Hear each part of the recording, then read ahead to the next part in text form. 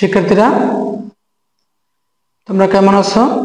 তোমরা জানো যে নবম দশম শ্রেণীর আমাদের একটি হিসাব বিজ্ঞান কোর্স চলমান। আজকে আমরা আছি নবম দশম শ্রেণীর পাঠ্য বইয়ের অষ্টম অধ্যায় নগদান বইতে। আজকে আমরা আলোচনা করব নবম দশম শ্রেণীর পাঠ্য বইয়ের 114 নম্বর পৃষ্ঠার একটু উদাহরণ আছে। 2 নম্বর উদাহরণ 2 ঘরে নগদান বই।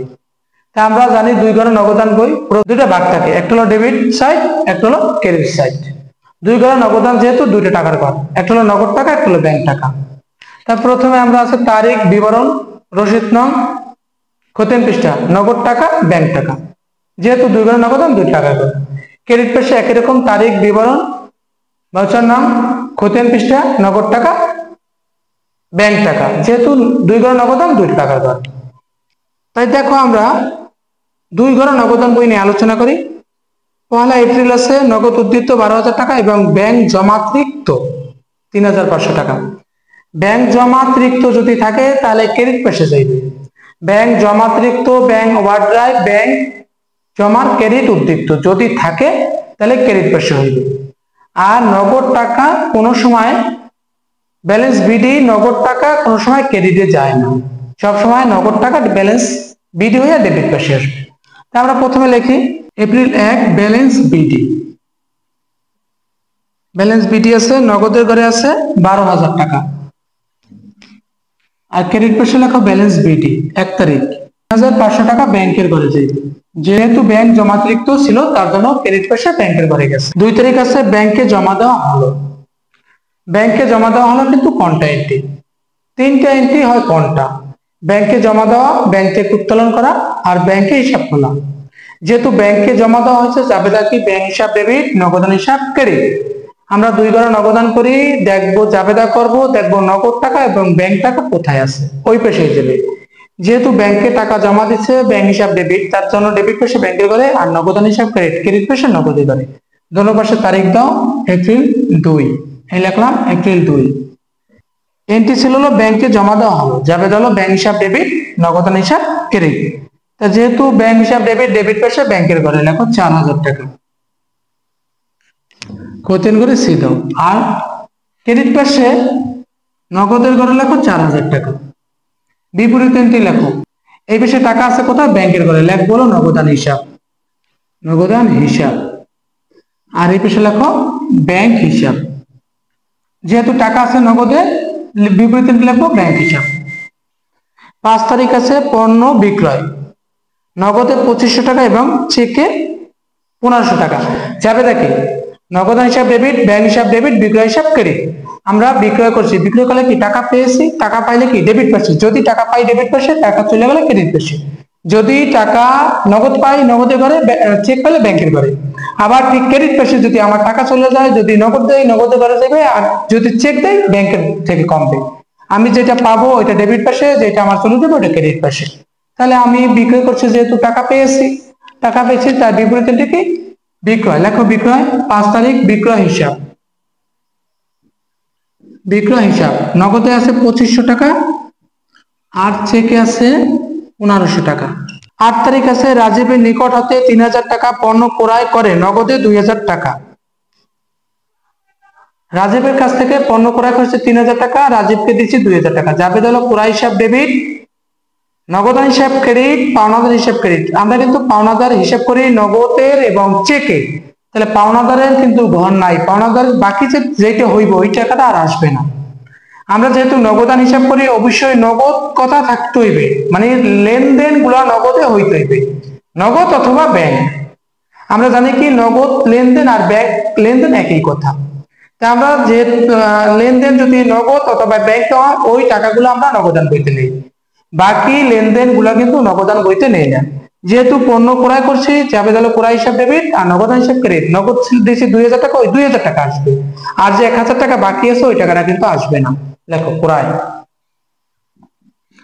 8 তারিখ ক্রয় হিসাব, ক্রয় আছে নগদ আছে 2,000 টাকা, 2,000 টাকা। 14 তারিখ আছে মালিকের ব্যক্তিগত খরচ ব্যবসাতে পরিশোধ। তা আমরা জানি কি উত্তোলন করার ক্ষমতা একমাত্র মালিকের আছে। মালিক যদি কোনো কিছু ব্যবসা থেকে না, ওইটা উত্তোলন হিসেবে গণ্য হয়। তাই যাবে উত্তোলন হিসাব ডেবিট, নগদান হিসাব ক্রেডিট। নগদ যেহেতু ক্রেডিট পেশে আছে, ক্রেডিট পেশে লাগবো। 14 তারিখ উত্তোলন হিসাব। উত্তোলন হিসাব আছে 1000 টাকা, 1000 টাকা। 19 তারিখ আছে রাজীবকে চেক প্রদান। দেখো রাজীবের কাছ থেকে কিন্তু 1000 টাকা, ওই যে 8 তারিখ কিন্তু রাজীবের কাছ থেকে পণ্য ক্রয় করছিলাম 3000 টাকা, রাজীবকে দিয়েছিলাম কিন্তু 2000 টাকা। ওইটা আইসা আমরা 19 তারিখ রাজীবকে একটা ওই 1000 টাকার একটা চেক দিয়ে দিছি। তা যাবে তাকে রাজীব হলো পাওনাদার ছিল, যাবে হলো পাওনাদার হিসাব ডেবিট, ব্যাংক হিসাব ক্রেডিট। চেকের সাথে সম্পর্ক যেহেতু ব্যাংকের, তার ব্যাংক, আমি যদি চেক দেই ব্যাংক থেকে কমবে, আমি যদি চেক পাই ব্যাংকে বাড়বে। তাই রাখতে পারি আমরা রাজীব হিসাব অথবা পাওনাদার হিসাব। 19 তারিখ পাওনাদার হিসাব। পাওনাদার হিসাব চেকে দিছে 1000 টাকা, ব্যাংক থেকে কমবে 1000 টাকা। তারপর আছে 23 তারিখ মামুনের কাছ থেকে প্রাপ্তি। মামুনের কাছ থেকে প্রাপ্তি, মামুনের কাছে আমি টাকা পাইতাম, তাই মামুন আমাকে টাকা দিয়ে দিছে। যাবে গেল নগদান হিসাব ডেবিট, দেনাদার হিসাব ক্রেডিট। যেহেতু নগদান ডেবিট পেশে আছে, তাই ডেবিট পেশে হইবে বিপরীত দেনাদার অথবা মামুন। দেনাদার হিসাব টাকা পাইতাম 5000 টাকা, এই 5000 টাকা নগদে করে লেখো। 24 তারিখ আছে মাসুদকে প্রদান। মাসুদকে প্রদান করছি, যেহেতু প্রদান করছি মাসুদ ছিল পাওনাদার, তাই পাওনাদার হিসাব ডেবিট আর নগদান হিসাব ক্রেডিট, অথবা মাসুদ হিসাব ডেবিট, দেনাদার নগদান হিসাব ক্রেডিট। এবার নগদ আছে কোথায়? ক্রেডিট পেশে, তার জন্য লিখবো ক্রেডিট পেশে। 24 তারিখ পাওনাদার অথবা মাসুদ। মাসুদ হিসাব টাকা আছে 5000, ক্রেডিট পেশে নগদে করে লেখো 5000 টাকা। 30 তারিখ আছে ব্যাংক চার্জ ধার্য করলো। ব্যাংক চার্জ, চার্জ মানে আমার অ্যাকাউন্ট থেকে সে খরচ কেটে নিছে ব্যাংক। তো যাবে কি ব্যাংক চার্জ হিসাব ডেবিট বা ব্যাংক হিসাব ক্রেডিট। ব্যাংক যেহেতু ক্রেডিট পেশে আছে, ক্রেডিট পেশে লাগবো। এটা হচ্ছে 25 তারিখ ব্যাংক চার্জ হিসাব। ব্যাংক চার্জ হিসাব টাকা আসলে 300 টাকা, 300। এই হলো আমার সকল এন্ট্রিগুলো পোস্টিং তো হয়ে গেছে। এখন আমরা ব্যালেন্স সিডিবিডি করব। এগুলো সব যোগ করলে 19,500 টাকা, আর এই কটা যোগ করলে হয় 5,500। দেখো এই কটা সব যোগ করলে হয় 19,500 টাকা, আর এই কটা যোগ করলে হয় 5,500 টাকা। তা আমরা এই পেশে যেটা লিখছি, আমরা ক্রেডিট পেশে ওটা লিখে দেই 19,500, 5,500 ব্যালেন্স সিডি। দেখো এই কটা সব যোগ করলাম, পাইলাম হলো 19,500। এই লিখলাম 19,500। এগুলো সব যোগ করলাম, পাইলাম হলো 12,000। তো 12,000 থেকে বাদ দেব 19,500 থেকে 12,000 বাদ দেই, থাকে হলো 7,500 টাকা। এই 7,500 টাকা। এগুলো সব যোগ করলাম, পাইলাম হলো 19,500। এই জায়গায় 19,500 লিখলাম, এই জায়গায় 19,500। এগুলো সব যোগ করলাম, পাইলাম হলো 12,000। এই 19,500 থেকে 12,000 টাকা বাদ দেই, থাকে হলো 7,500। এই 7,500 হলো ব্যালেন্স সিডি। এটা হলো আমার নগদে। আবার এই করে সব যোগ করলাম, পাইলাম 5,500। এখন 5,500 থেকে 4,800 টাকা বাদ দাও, থাকে হলো 700 টাকা। এই 700 টাকা হলো ব্যালেন্স সিডি। ব্যাংকে আছে আমার 700 টাকা, আর নগদে আছে হলো 7,500।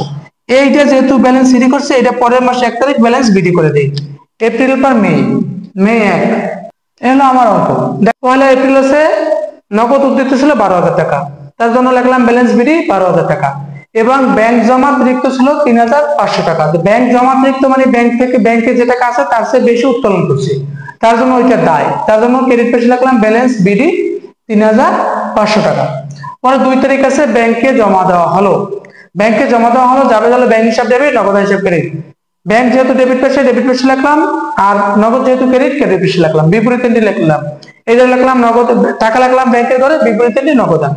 এই পেশে টাকা রাখলাম আমরা নগদের ঘরে, বিপরীত এন্ট্রি ব্যাংক হিসাব। তারপর আছে 5 তারিখ আছে হলো বিক্রয়, নগদে এবং চেকে বিক্রয়। তাই বিক্রয় লিখলাম, নগদে লিখলাম 2500 টাকা বিক্রি করছি নগদে, এবং চেক দিচ্ছে 1500 টাকা।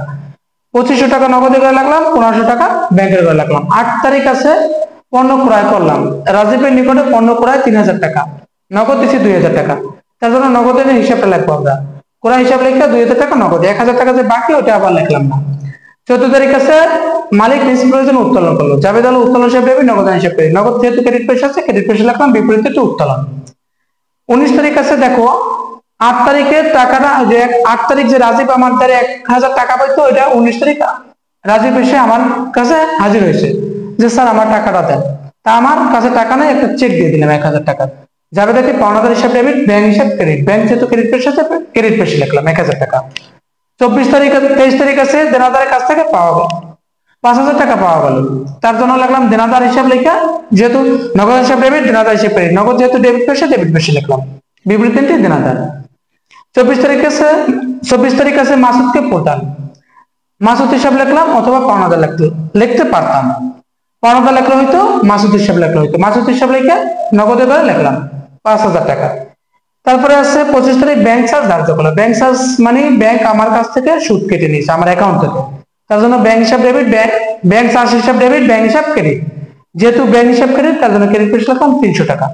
এখন এগুলো সব যোগ করলাম পাইলাম 19,500, এগুলো সব যোগ করলাম পাইলাম 5,500, 19,500 লিখলাম, 5,500 লিখলাম, এগুলো সব যোগ করলাম পাইলাম 12,000, 19,500 থেকে 12,000 টাকা বাদ দিলাম থাকলো 7,500, এগুলো সব যোগ করলাম পাইলাম হলো 4,800, 5,500 থেকে 4,800 বাদ দিলে থাকে 700।